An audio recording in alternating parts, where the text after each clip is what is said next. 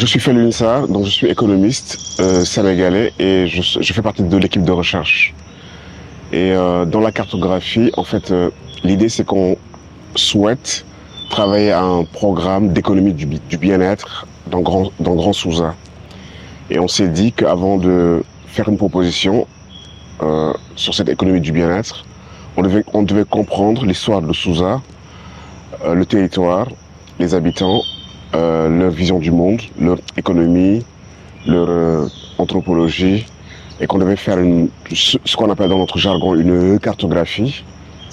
Donc on est venu avec une équipe il y a quelques années pluridisciplinaire, des anthropologues, des historiens, des artistes, des philosophes, des économistes, des géographes.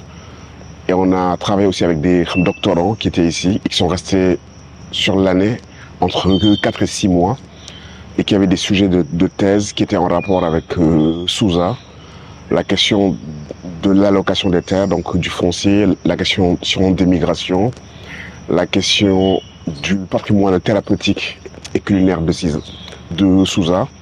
Et on a mis en place un protocole d'enquête avec eux. Et donc on a recueilli des données. Et avec ces données-là, on a fait une cartographie classique.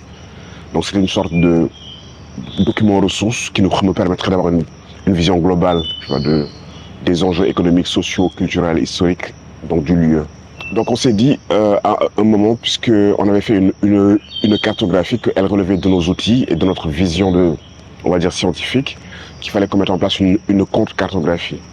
Et cette contre-cartographie-là, elle permettait de nous informer du regard des jeunes, des femmes de Souza sur eux-mêmes, de leur propre récit sur le territoire, de leurs propres circuits économiques, de leur propre mobilité spatiale. Et donc on est venu faire ce travail-là aussi, recueillir des données diverses, et puis pour avoir un récit qui est beaucoup plus complet, donc pour lequel il y aurait notre perspective à nous, et surtout il y aurait la perspective des habitants de Souza.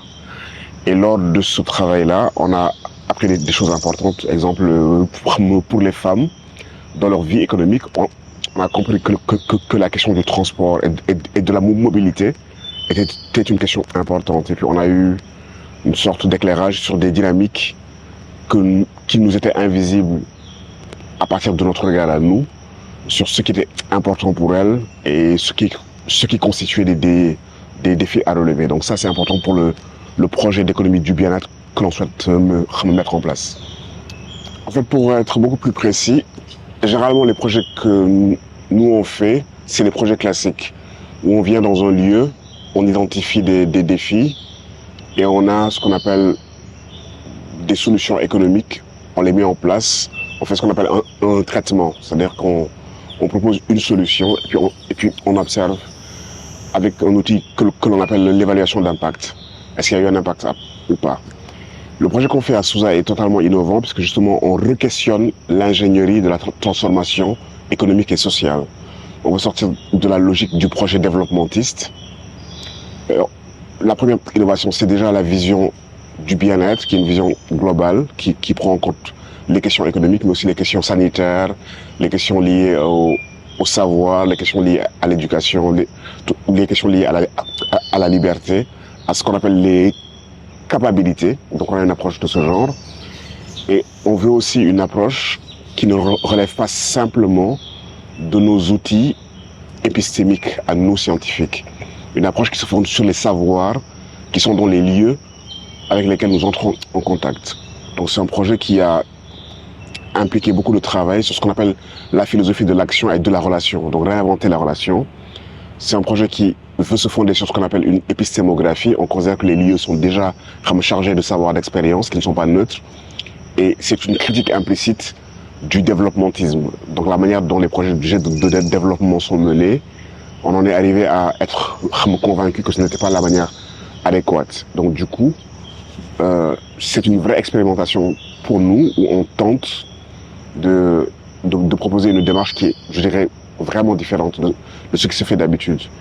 Et ce projet sert pour nous aussi de laboratoire et les enseignements qu'on tirera dans les protocoles, parce qu'on sait que tout n'est pas réplicable, mais dans la démarche, dans la manière de faire ce que l'on aura appris, on compte aller dans d'autres territoires au Sénégal où on tenterait ce genre d'expérience-là.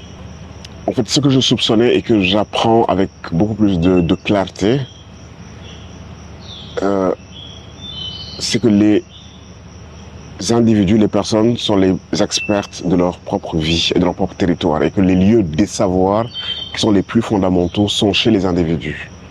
C'est-à-dire que lorsqu'on a envie d'agir, lorsqu'on fait de la théorie, à un moment donné, on a envie d'agir dans le réel. Mais on vient souvent armé d'un bagage intellectuel qui a été accumulé dans le temps long, qui nous donne une position d'expert. Et ce que nous soupçonnions, c'est que ces savoirs-là, bien évidemment, ils sont utiles, mais qu'ils sont totalement insuffisants.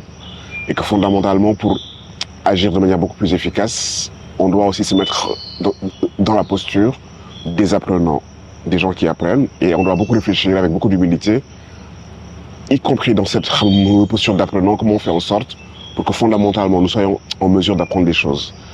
Et donc on a beaucoup de travail, je dirais, vraiment préparatoire pour ça, quoi. Quelle démarche, comment on aborde les gens, les lycéens, comment on leur parle, comment on fait en sorte de ne pas être dans de la ventriloquie, comment on met en place un dispositif qui fait qu'ils révèlent réellement ce qu'ils ont à nous dire et pas ce qu'ils estiment que nous voulons entendre. Donc on a énormément travaillé sur ces problématiques-là. Comment on aborde les femmes, lorsqu'on leur propose de représenter leurs itinéraires, est-ce qu'on leur donne des outils qui sont les nôtres ou est-ce qu'on les laisse produire leurs propres outils? Si elles n'ont pas d'outils spécifiques, qu'est-ce qu'on fait de leur récit? Est-ce qu'on apprend toujours, quoi? C'est ce qui est important pour nous, c'est que c'est ce qu'il faut faire en fait, c'est que faut être dans une co-construction du sens, il faut être dans une co-construction de la vision, et il faut être dans une co-construction de la démarche. Et que l'intelligence d'un lieu, elle ne peut pas se faire sans l'intelligence des individus qui y habitent, quoi. Et ça, je dirais, on le soupçonnait, mais c'est la grande découverte.